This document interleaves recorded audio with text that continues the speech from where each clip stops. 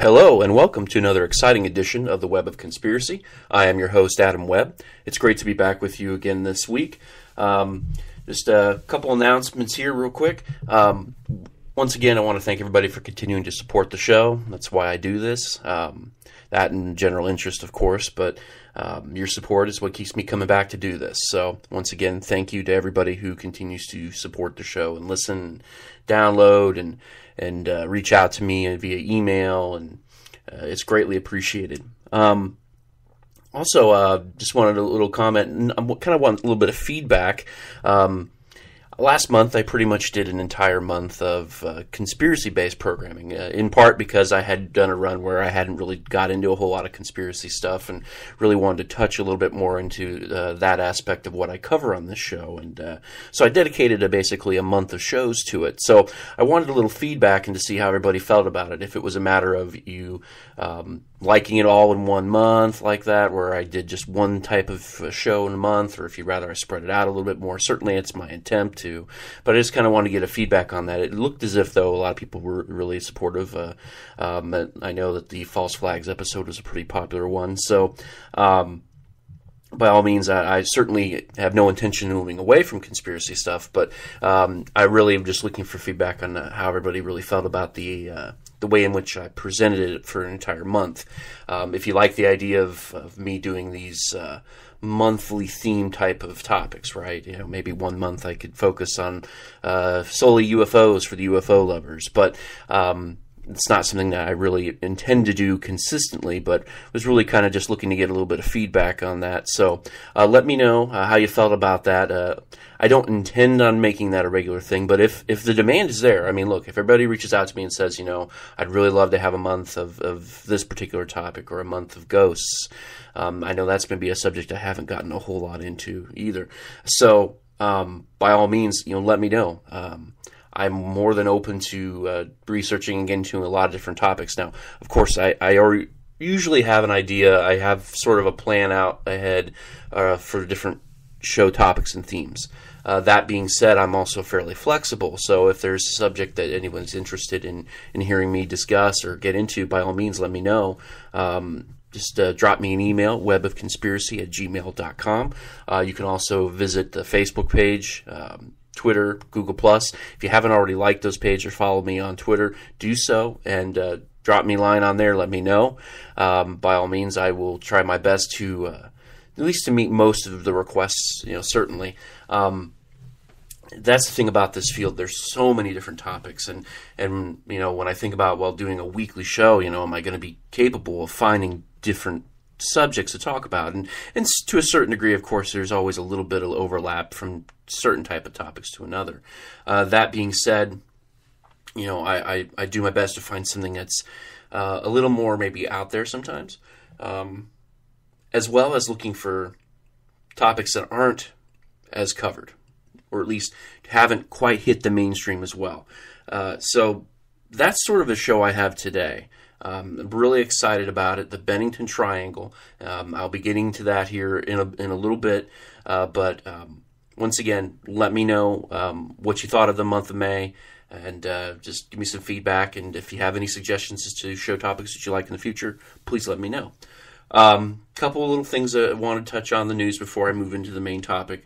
Of course, today, just June 6th, is the 70th anniversary of the D-Day invasion of the beaches of Normandy in France. Once again, I just want to send my thank you to those veterans and those who gave their lives on that day, because the course of human history could have been dramatically different. I will be one, as a historian, to criticize Roosevelt for perhaps not opening up that Western Front sooner. Opening that Western Front up is what made the difference in terms of the war with Hitler and Nazi Germany. Had that been done sooner, who knows the amount of lives that could have been saved, particularly of those who were in concentration camps. So, nevertheless, it happened, and had it not happened, this would have been a very different turnout in terms of the outcome of the war. And in my belief, it certainly could have been. The Soviets needed the Western Front in the worst possible way. And it took forever, but finally Roosevelt was willing to basically support the notion and bring the troops there. So once again, thank you to all those who served on that day and gave their lives for freedom that day. So speaking of Europe, the situation in the Ukraine, as I said, I continue to monitor that. This is an escalating situation. I'm not sure where and how this is going to turn out, but nevertheless, tensions are mounting, and of course there's continued fighting between the separatists and the Ukrainian government, and continued destabilization efforts on the part of Russian President Vladimir Putin. And of course, this week there was the G7 summit, which of course used to be the G8 until Russia was eliminated from the summit. As sort of a portent of things to come, I suppose. Nevertheless, President Obama continues to threaten sanctions against Russia. So we're still in some respects a stalemate. It's interesting to see how Putin is going to continue to respond to these sanctions. Now, I can't tell you that I know the specifics of all the sanctions that are being issued. Nevertheless, it'd be interesting to see going forward where this goes. I don't believe that Putin is going to back down from his goals with the Ukraine. Not for a minute. And, having just mentioned the D-Day invasion, it's important that we remember that this idea of appeasement that was used to try to quell Hitler's ambitions, right? Give him the Sudetenland, no big deal. He'll stop there. Well, obviously he didn't. So Russia takes Crimea, and will Putin stop there? I don't know. I don't think he will. I think this is just the beginning. Nevertheless, things are still tense. They're still fighting on the ground. Russia is still supporting. Now, of course, Putin's claimed that he's withdrawn some troops, but there again, in my opinion, that's pretty much meaningless. They've done a tremendous job in terms of creating instability, the Russians have, and they continue to do such, as well as not only support militarily the separatists, but creating a situation that is incredibly unstable and hostile. The people caught in the middle, I can't imagine what that must be like for them.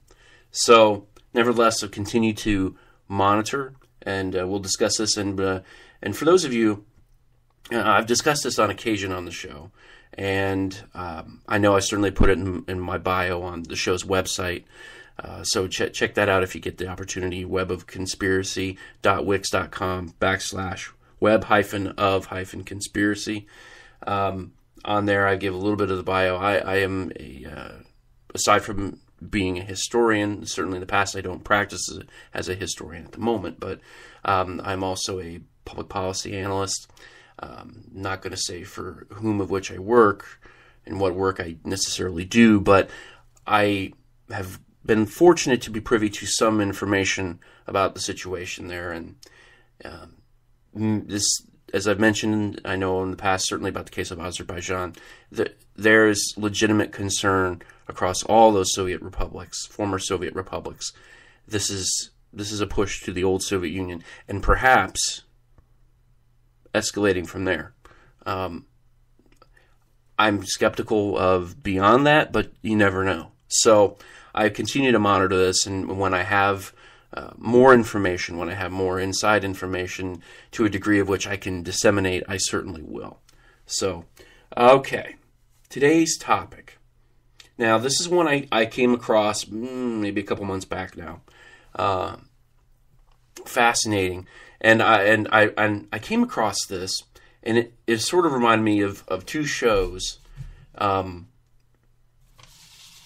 Two shows that I've already done. There's elements of that.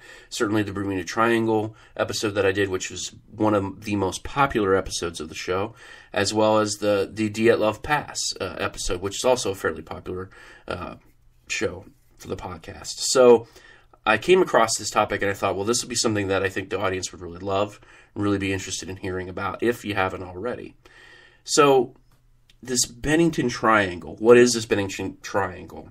Well, it's very much as it sounds with the Bermuda Triangle, except there's some differences. It is named after the area of Bennington, Vermont, okay, which is in the Green Mountains area there, Vermont, in the northeastern part of the United States, particularly associated with the area surrounding a mountain called Glastonbury Mountain. Now, Bennington, Vermont was one of the earliest chartered towns in the United States, being, of course, in the eastern coast of the United States, one of the earliest settled and chartered towns in the nation. Now, this area is unique in that there is a tradition and a lot of folklore of a number of different types of paranormal phenomena that are associated with the area. Now, before I get into all of that, I have to kind of touch on what it was that drew me to this story. Now, the term Bennington Triangle was coined by an author by the name of Joseph Citro, who has written a number of books about the area and some of the strange phenomena, but in particular, he wrote about a series of mysterious disappearances in the area in a book called Shadow Child. Now, the disappearances occurred roughly the ones that are documented. Now, this is important. I have found 5 documented disappearances associated with this area. There are reports as many as another 5 additional that I was not able to confirm. Now, some of that goes back into as early as 1920. So, in terms of what I could not confirm, there could be more, okay? That's the bottom line. I don't know. What I was able to do, and what I am going to talk about for certain, are the 5 disappearances from in roughly a 5-year period that I was able to confirm for the most part. Most of the details involved. So, the disappearances that I have been able to confirm over a 5-year period, bizarre circumstances involved, okay? Very unique, very bizarre situations. Now, the first disappearance dates back to 1945. An elderly gentleman by the name of Mitty Rivers. He was 75 years old. He was a mountain guide, okay? By all counts, from what I've been able to gather, he was in pretty good physical condition, certainly given his age. He was in good physical health. He was a mountain guide, very familiar with the area. It wasn't as if though he didn't know the trails, he didn't know where he was. That was what he did. Now, he was guiding a group back to their camp, and he had gone ahead a little bit from the group, and they lost sight of him, and he was never seen again. He simply vanished, okay? It happened in an area near Long Trail Road, which he was reportedly, of course, very familiar with. And subsequently, police, volunteers go searching, never find the gentleman, never find his remains, never find a shred of anything as to what actually happened to him. There is absolutely no clue of his fate. Of course, it's assumed that he's dead at this point, certainly. Nevertheless, how he died, what happened, his remains, none of it has ever been found. So, that was the first documented strange disappearance. You have a gentleman, of course, look, 75 years old. I get it, right? Absolutely. You could question. Well, of course, he's older. Who knows what could have happened? In wilderness areas, it's very easy things could happen. And I grant you, that certainly could be the case. But there's more. And there are more disappearances. A year later, Paula Weldon, an 18-year-old college student at Bennington College, decided she was going to go out for a short hike. Of course, she's out there, and 2 other elderly hikers saw her, very clearly saw her. She was about 100 yards ahead, and she rounded a corner, and by the time they rounded that same corner, she was gone. Disappeared. Just moments later. Moments. Gone. You're talking 100 yards, roughly 300 feet. That's it. That doesn't take long. In a span of seconds, this girl disappeared. Okay? Now, there was a $5,000 reward offered for information about her. There were numerous search parties put out there for her. Okay. Number of different efforts made to try to find her. Nothing found. Number of crazy stories erupted that perhaps she was just a little touched in the head, so to speak, and was just living as a recluse in the mountains, or that she ran off with her boyfriend to Canada. A number of wild stories began to surface about the fate of this girl. Here's the key. Like Mitty Rivers, she was never found. Her remains, never found. No shred of evidence about anything, never found. No clue what happened to 18-year-old Paula Weldon. She just simply disappeared. So, two strange disappearances within a year of each other. Okay? Now, flash forward a few years, 1949.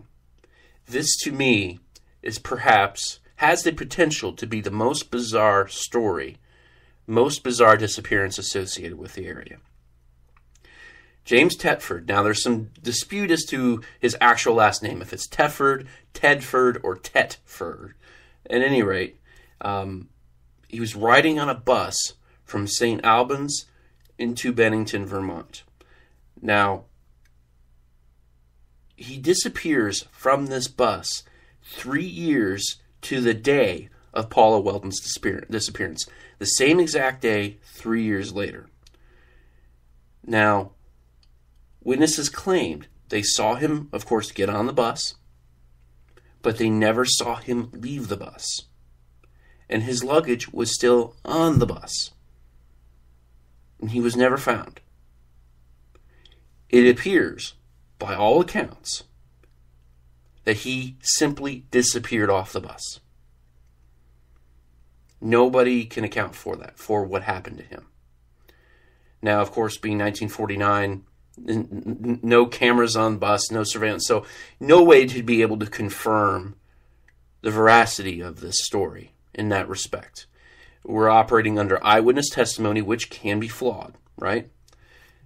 So perhaps he left the bus at a stop and just left his luggage and was never seen again. The odd part is the luggage, right? There's something strange about that. If he was to leave the bus, why would he have left his luggage on? Don't know, okay?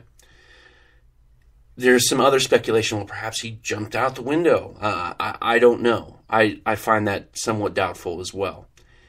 We have a case where it seems that all the evidence is pointing to somebody simply disappearing on a traveling bus. As I stated, to me, this has the potential to be perhaps the most bizarre story of the group. No one ever heard from him again. He was simply gone. Gone. Luggage still left behind. No one saw him leave the bus, but they did see him come on the bus. So, what happened to him? Is there a rational explanation? Well, as I said, there could be. There certainly could be.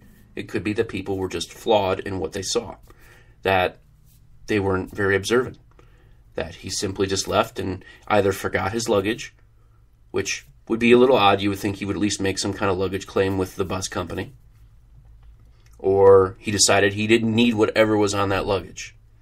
Maybe he was trying to change an identity, become somebody different. Maybe he was looking to live this recluse life like Paula Weldon was allegedly looking to live. I don't know. Nevertheless, very bizarre set of circumstances behind James Tedford's disappearance. The next disappearance occurred on October 12th, 1950. Approximately a year later, a young boy, 8 years old, by the name of Paul Jepson.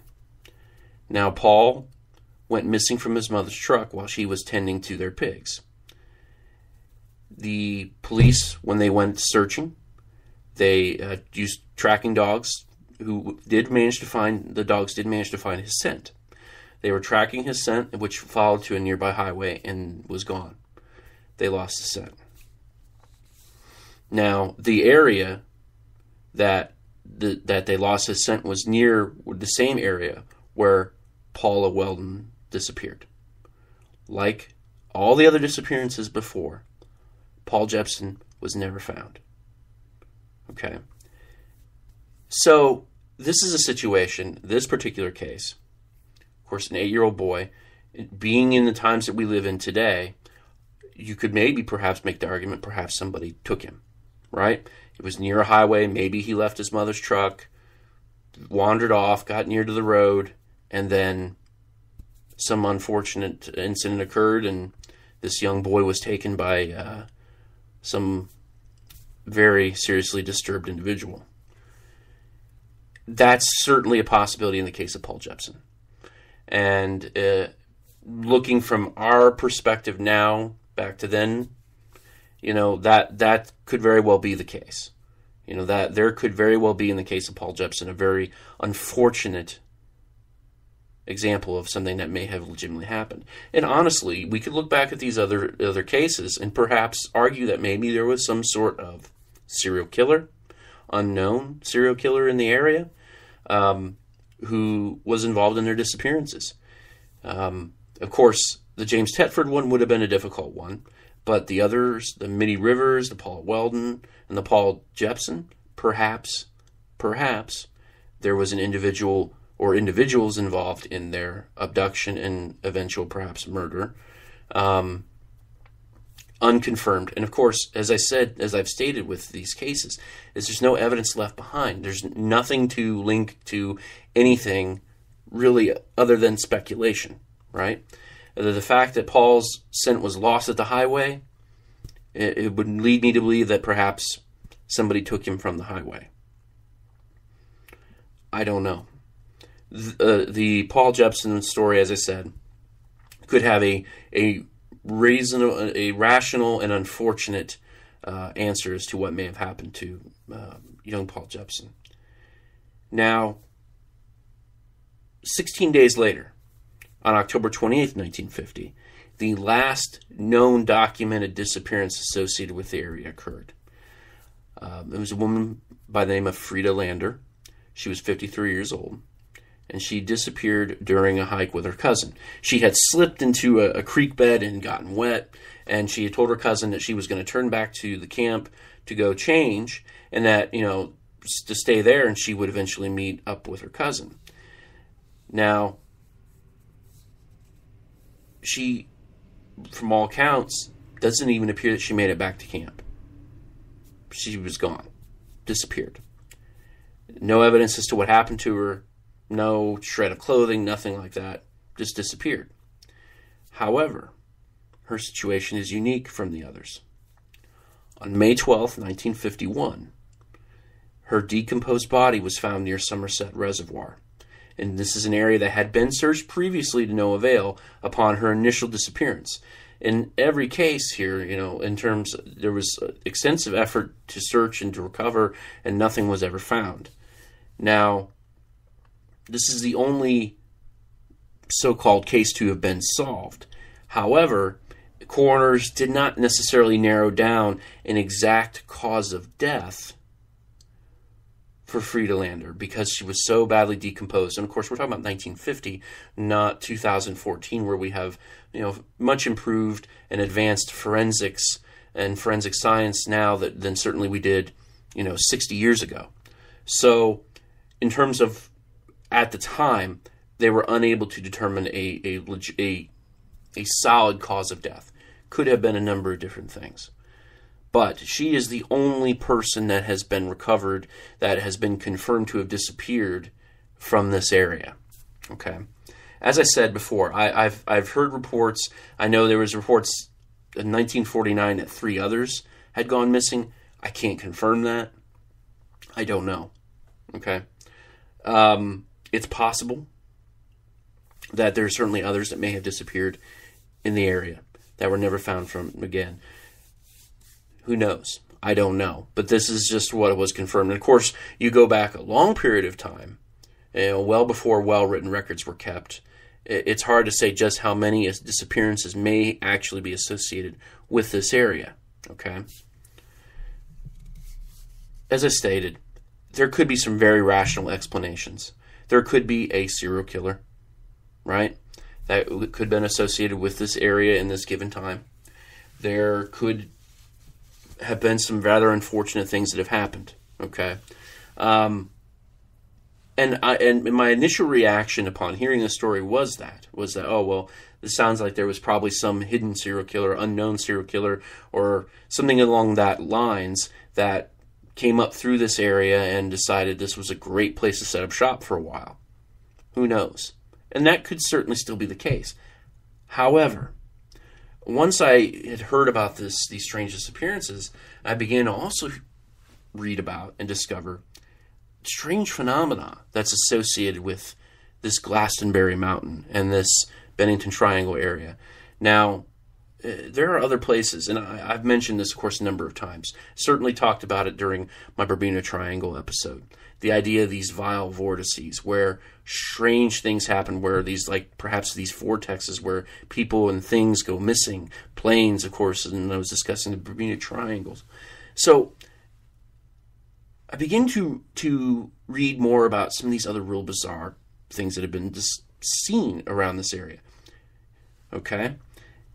Now, first off, this is a hotbed of reported UFOs and flying orb activity. Okay? Many, many, many people report seeing unidentified flying objects in this area. Strange lights in the sky. Don't really know, but moving in bizarre ways in which our aircraft are incapable of doing. So we add this little story. And of course, these reports have been going on for years, decades upon decades. So there are those who argue that, well, look at what's happening here. This could very well be a situation of a UFO abduction scenario. Much as the case is, and for those of you who haven't seen the movie, I know it's been promoted out there, the alien abduction movie, the story of Brown Mountain in North Carolina, which perhaps one day I'll get into an episode of that as well. But that's also a very similar kind of scenario in that particular mountain in North Carolina, where there's these strange lights associated and disappearances associated with the area. We have that same kind of phenomenon occurring around this Glastonbury Mountain. These bizarre lights in the sky that nobody seems to really understand what the cause is. So, there are those who are looking at this scenario and saying, well, that's what's going on. That's what's happened to these individuals. Perhaps they were taken by UFOs. And that would certainly explain some of the very abrupt disappearances, particularly the Paula Weldon disappearance. Okay? Where within a matter of seconds, she's gone. And it certainly could explain the James Thetford disappearance, who appears to have just disappeared into thin air on a moving bus. Okay? So perhaps there is something to that particular claim. Another interesting little story here is a Native American legend that's associated with the area, the legend of the Thunderbird. Now, for those of you who are unfamiliar with the legend of the Thunderbird, it's this idea of the stories of these massive flying birds, these huge wings that made a lot of noise. That's why they were called the Thunderbirds. They were loud when they moved through the air, and the stories are that these Thunderbirds would take people, that they would lift people up into the sky. And there are those who argue that these are, actual just gigantic birds of prey, perhaps some sort of managed, surviving relative of a pterodactyl. Of course, the huge prehistoric birds that flew and were carnivorous. So there are those who argue, they look at this Native American legend of the Thunderbird and think, well, maybe that's associated. Another interesting thing to keep in mind about the Thunderbird legend is that there are many researchers who believe that the Native American Thunderbird, based on its description, could very well have been stories of UFOs, right? These huge flying vessels, these huge flying things that had wings that made incredibly loud noise that sounded like thunder, right? And of course, think about the way a jet sounds when it flies through the air. It sounds like thunder. Moving through the air and taking people, snatching people up. So there are those who look at the Thunderbird legend and say, well, that's a UFO story. So perhaps we have this story of the Native Americans claiming that Thunderbirds lived in the area, that perhaps these are, in fact, just UFO stories yet again. that once this solidifies and goes along with the UFO sightings, the strange lights in the sky that have been reported over many decades now. Another little wrinkle to this story are the stories of the Bennington monster, which is this Bigfoot-type creature that's been reported and seen by many in the area. So we have, yet again, another little bizarre phenomenon associated with this area. We have UFOs, Thunderbirds, Bigfoot. There's all kinds of strange phenomenon associated with this area. Okay? Perhaps, and of course, here's the other thing that I had failed to mention. Numerous reports of cattle mutilations, of course, which go along with those who believe that UFOs are involved in taking people and perhaps are ones responsible for these cattle mutilations, or for those who are completely buying into that there's this Bigfoot-type creature in the area. Well, perhaps the Bigfoot-type creature is responsible for the cattle. I don't know. Of course, the cattle mutilations, as many others have been reported, are probably more along the lines of the idea of extraterrestrial involvement, given very precise work that's done. Nevertheless, I don't know. What I found in looking at this is the most bizarre story. The absolute most bizarre story is also a Native American legend to the area. Then they called it essentially this man-eating stone. Okay. Now, Native Americans had warned to stay away from that area. Okay, to stay away from the area because there was this large boulder or type of rock that, if you stood upon this rock, it would somehow or another lose its solid, its solid nature, become more liquidous, or I'm not sure what term you want to give this, but nevertheless, it would lose its form and would essentially suck and swallow people whole who stepped upon this boulder. Okay? They would be gone. So you hear this story that has emerged from Native American folklore in the area, who warned the Caucasian settlers to stay away from there. Okay? There's a stone that will swallow you whole there. Of course, you can imagine the ideas and, of course, the response that many would have had to the area, would have believed it not to be true, right?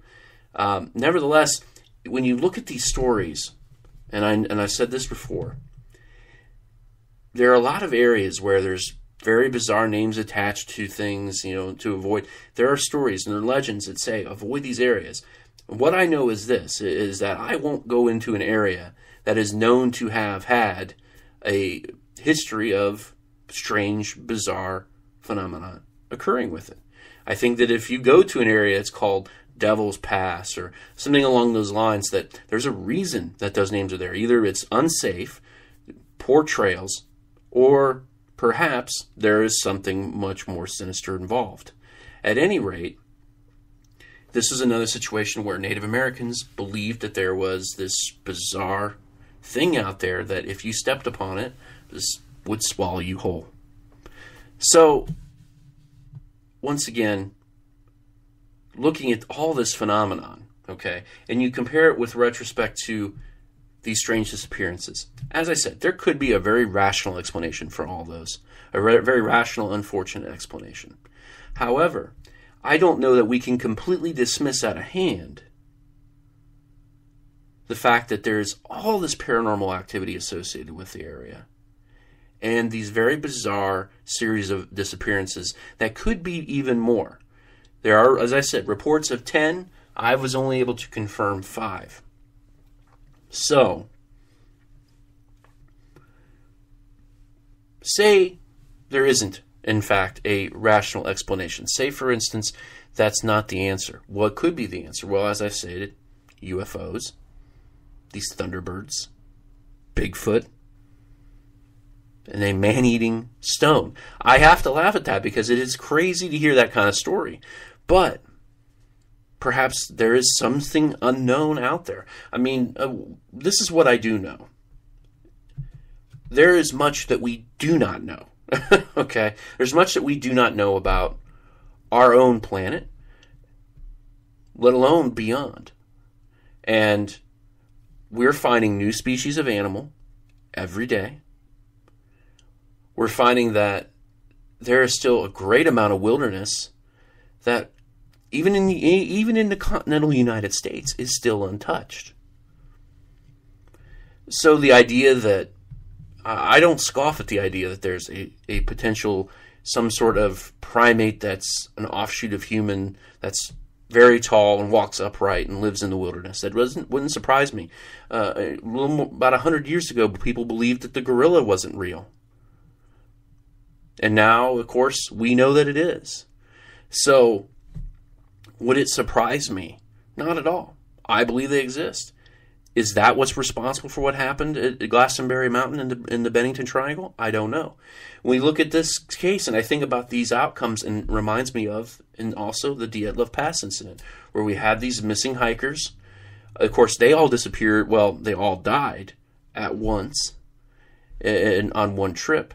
You have these individuals who disappeared in this area, and 4 out of the 5 went into thin air, just gone, straight up gone. So, and of course, in that situation, you have talk of UFOs, a Yeti, Sasquatch type creature, a number of things associated with that area, and much as you do here. I see a great many parallels with this story to a number of other stories in which I've talked about or heard about in the past. So, is it a rational explanation? As I said, it could be.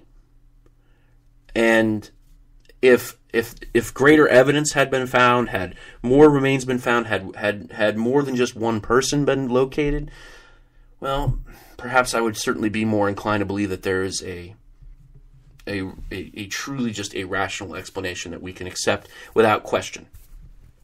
However, these numerous reports and stories of these UFOs and these strange things going on here makes you wonder if perhaps there really was, in the case of all these individuals, an unfortunately bizarre paranormal type of end for them. Perhaps they were taken by UFOs, right? Perhaps they were abducted and some sort of strange thing occurring to them. Perhaps they were taken by thunderbirds, right? And when I say thunderbirds, of course, it could be the UFO interpretation of the thunderbird, or it could be this idea of this huge man-eating bird. There are reports of, in the past, of young children being taken by birds of prey, and of course, the small dogs now are highly targeted by birds of prey. So, is it a possibility? Absolutely. Absolutely. That if in fact these things are true, could a thunderbird be responsible? Well, yes. If the thunderbird does exist. Same thing with the Bigfoot, the Sasquatch, the Bennington monster. Perhaps that is the culprit behind the 4 missing and 1 dead individual that had all disappeared in the area of Glastonbury Mountain. Perhaps this was the home of a Sasquatch that felt threatened, that attacked, that abducted, that took, whatever the case may be. When you think about the quick disappearances of these individuals, the speed of which it has happened, okay? And I'm not saying that people aren't capable, but you think about the speed, perhaps it would be something like a Sasquatch, which is known to be incredibly strong and incredibly fast. At least that's what reported claims are about this creature. Or that perhaps it is UFOs that have some sort of technology that can simply take people very quickly without a sound. Of course, the most bizarre story, the man-eating stone. I have never heard of a story like that myself personally. But the Native Americans believed, and I don't dismiss Native American lore. I never have and I never will. They knew the land. They were very much in touch with their physical world. And while they explained things in different terms than what we do now, certainly, the Native Americans at this time knew that there was something bad on this mountain. And they believed it was a stone that would swallow people whole. But at any rate, they believed that people would disappear from this mountain, that they were taken from some strange entity on this mountain. I don't dismiss that. And these claims, of course, go back hundreds of years. Are they related to these disappearances of these individuals in the late 1940s into 1950? Perhaps. I don't know. I am not convinced one way or another. As I stated, it could be that there is an unfortunate rational explanation, or it could be that there is, in fact, a paranormal explanation. And I suppose that if I have to lean one way or another, I'm kind of leaning maybe a little bit to the paranormal. The complete lack of evidence is a little concerning. Of course, as I've stated, the restrictions that we had 60 years ago in terms of forensics makes it difficult to be able to determine exactly. We don't know. It's hard to say. The lack of physical evidence, the precision of which these things happen, the speed of which they happen, I question a human's ability to do that consistently. Not saying it is impossible, but it is significantly harder to be that good. There are certainly cases of individuals that have done very similar things. And it could be the case that this was just a serial killer performing their tasks, so to speak. However, it could be something more. I'll leave that for you to decide. There's a lot of information out there. Be careful what you find. Some of it's better than others. But by all means, check it out, research it for yourself. It's a strange story. It's a bizarre story that, as I stated, I guess I am kind of leaning a little bit to perhaps a paranormal explanation to what happened there at this point. Unfortunately, I'm not sure that we'll ever know the truth as to what happened to those individuals. So, okay, well, that's what I have for everybody this week. I hope you enjoyed the show. Still kind of working on a topic for next week. I got a couple ideas I'm kicking around. I'll keep everybody posted on the social media about that. Once again, thank you everybody for continuing to support the show. It means a lot. And check out the show's social media, check out the website, all that good stuff. Follow if you follow on Twitter and Facebook and all that, all the links are there. Easy enough to get to. So once again, thanks everybody for listening and have a great week.